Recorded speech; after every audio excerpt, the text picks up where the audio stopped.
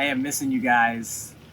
Like me, you're at home, you're getting adjusted to new normal, and you're learning to get creative with how you connect with people. And we're kind of in some weird times right now, And if you're feeling, fear, anxiety, isolation, you're just missing your friends, you're missing basic things to do in life, just like going to the grocery store or working out or even going to school, as weird as that sounds.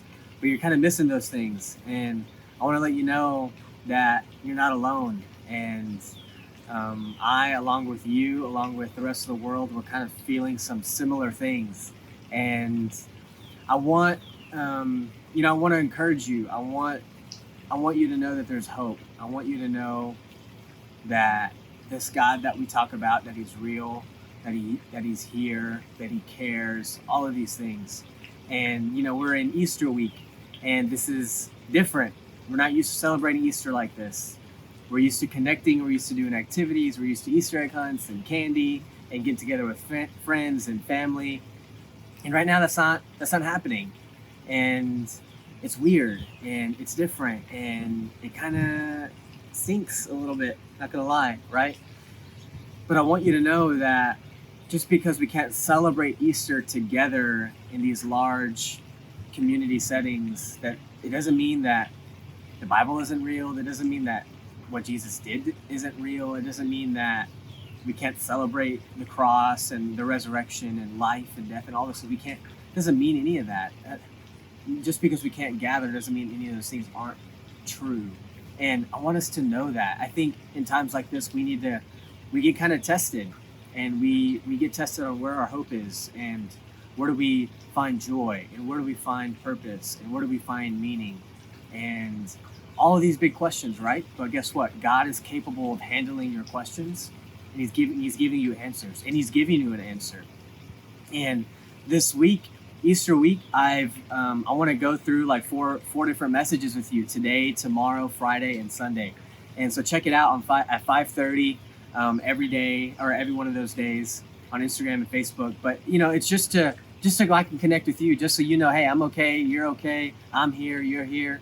And I've called this message series the finale. And the reason I call it the finale is because I want to hone in and focus on the final moments of Jesus' life on earth through the Gospels, Matthew, Mark, Luke, and John. And I think they're significant moments. And a lot of Jesus' ministry, a lot of the recordings are kind of in these high, intense moments and leading up to the cross, what we get to celebrate on Friday and on Sunday. And so I've called it the finale. And today is part one of the finale. And I'm going to talk about the Passover meal. And it's this Jewish tradition and custom. And, I want us to pick up in Luke chapter 22, verse 14. And like I said, it's this Jewish custom, Jewish tradition. The whole idea of the Passover was actually back in Exodus, if you remember, or if you've read or you haven't read, but there's a story in the book of Exodus in the Old Testament that God had brought the Israelites, the people of God, the Israelites, out of Egypt, out of slavery, out of bondage, and He has set them free.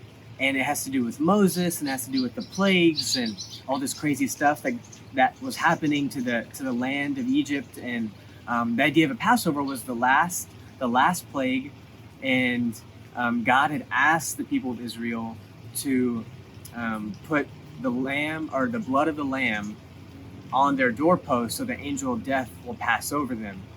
And so it's kind of this dramatic scene, and it's this intense moment in history of the world, but also the history of Israel. And so Jewish people tend to celebrate this, and Jesus in Jesus's time, they're still celebrating it. And so Jesus in this story, and I'm going to pick up right here in verse 14, chapter 22. And when the hour came, He reclined at table, and the apostles with Him. And He said to them, I have earnestly desired to eat this Passover with you before I suffer. For I tell you, I will not eat it until it is fulfilled in the kingdom of God. And He took a cup, and when He held when he had given thanks, he said, "Take this and divide it among yourselves. For I tell you that from now on I will not drink of the fruit of the vine until the kingdom of God comes." And he took bread, and when he had given thanks, he broke it and gave it to them, saying, "This is my body, which is given for you. Do this in remembrance of me." And this is the cup. And likewise the cup, after they had eaten, saying, "This cup is poured out for you. This cup that is poured out for you is the new covenant in my blood." And so I kind of want to stop right there, verses 14 through 20. And I want to focus on the Passover, and I want to focus on this idea of the new covenant that Jesus just mentioned. And so the idea of a Passover, like I said, it started in Egypt. And so the way that people remembered God's faithfulness, and the way that people of Israel remembered God's care for them and God's love for them and what God has done in the past, they celebrated things. Just like how you and I celebrate birthdays, Every year we celebrate birthdays to remember and to rejoice, hey, you've come into the world, and it's an amazing thing, and look what God has done. He brought you into the world. He brought me into the world, and it's awesome. And we have presents, and we eat, and we do all sorts of kind of cool things. We throw a party. It's kind of similar with the idea of a Passover. It was God's idea. It was God's idea to remember what he had done. And so he had told Israel, hey, do this every time at this time of the year. Do this every year at this time of the year, in remembrance of what I've done for you. And so the people of Israel, especially in Jesus' day, they knew, hey, the Passover is coming. It's time to celebrate. Where should we do it? Let's get together. Let's feast. Let's eat. Let's drink. Let's be merry. Let's remember what God did way back when, in the days of our fathers, in our ancestry, and all these things, right? And so they're not unaware of the Passover, but they are unaware of what Jesus just told them. Jesus just instituted something that was very new, this idea of a new covenant. And even the Passover, the bread, that when it says that Jesus took the bread and he broke it, right? People celebrated and they did that. And what Jesus was talking about was something kind of a new idea, was something entirely new. He was talking about, hey guys, you have remembered my Father's faithfulness way back when in the land of Egypt, when he took our ancestry out, when he took our fathers out, when he took our mothers out, right? When he took all the people of old out of Egypt. But I want to tell you something new. This is kind of how he's explaining it to the disciples. This is what he's doing. I want to tell you something new. This bread, he said, do this in remembrance of me. Now, they didn't fully understand it in that moment. They weren't getting it. But when Jesus said, take this bread and break it and eat, and do this in remembrance of me, he was really talking about his own body being broken on behalf of the world. His own body, his own blood being shed on behalf of the world. And not just the nation of Israel, but the whole world. And so the disciples, they weren't used to that idea. It was something brand new that Jesus himself was putting into place. And so they're sitting here. Can you imagine just sitting and reclining at the table with Jesus, right? Just eating a meal with Jesus, right? And you're the disciples, right? You've been hanging out with Jesus for 3+ years, right? Around 3 years. And you've been getting to see some amazing miracles. You've witnessed some weird, crazy things that Jesus himself has said. Jesus has casted out demons from people. Jesus has taken 5 loaves of bread and 2 fish and fed 5,000 men, which means more than 5,000 people. He just said 5,000 men, so probably more than that, probably 10,000 people, because there's women and children involved, right? Grandparents maybe. And so they've seen Jesus, and they're learning. And I can't help to be encouraged, because as you and I walk with Jesus today, we're walking with Jesus. Maybe not physically, but spiritually. And we walk by faith, and yet we don't always understand things, right? God's doing stuff all the time, and we're not always understanding things, and that's okay. And I want to give you encouragement, just like how the disciples were with Jesus and they didn't understand everything fully, that you and I can walk with Jesus, and we don't have to understand everything fully. That doesn't mean he's not committed to us. That doesn't mean he doesn't love us. That doesn't mean he's not faithful to us. He very much is, and he's growing us. We walk with him. It's a relationship. We're growing. We're maturing. And we're in this process of maturity, just like how the disciples of his day were growing. in understanding who he was, we are also getting to understand who God is and who we are, right? And so Jesus says, take this bread and break it. And he broke it. And he says, do this in remembrance of me. You might think about communion. That's why we celebrate communion, right? We're doing this in remembrance of what God has done.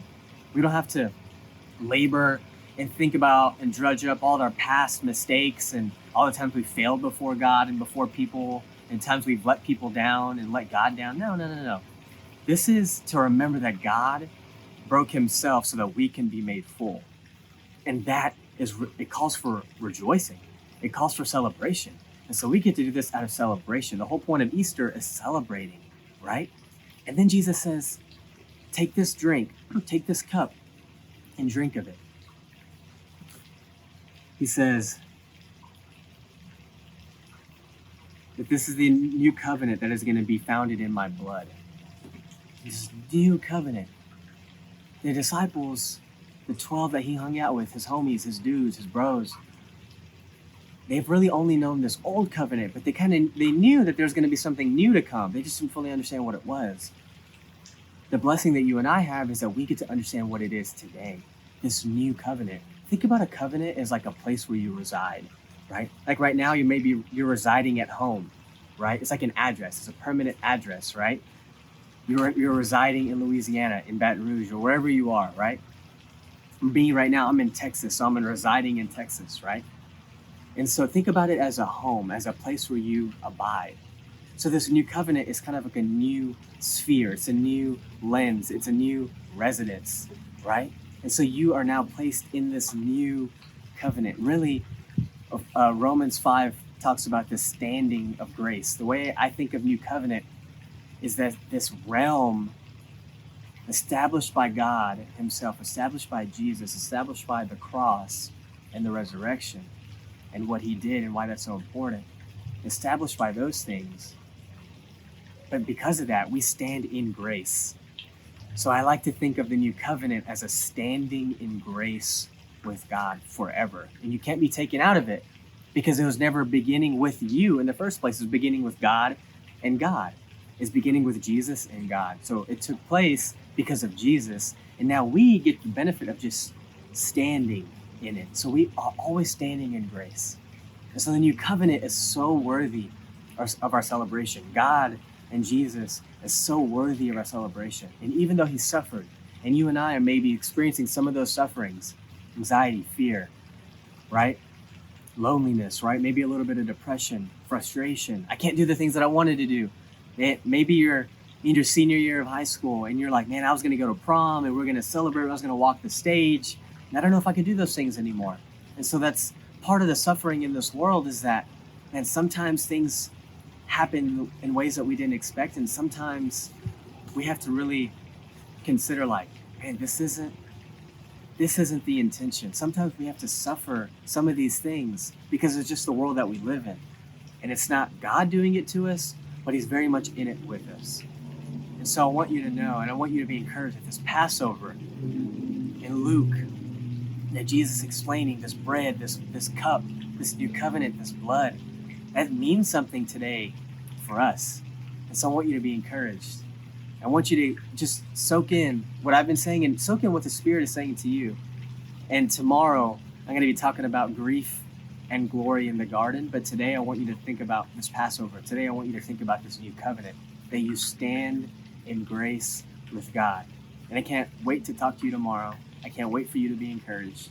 I can't wait for all this is over. We can just hang out again. But until then, I want you to be hopeful. I want you to be reminded, hey, Easter, celebration, resurrection, crucifixion, all that stuff, it matters. And it matters to us today. So be encouraged, friends. You're standing in grace right now.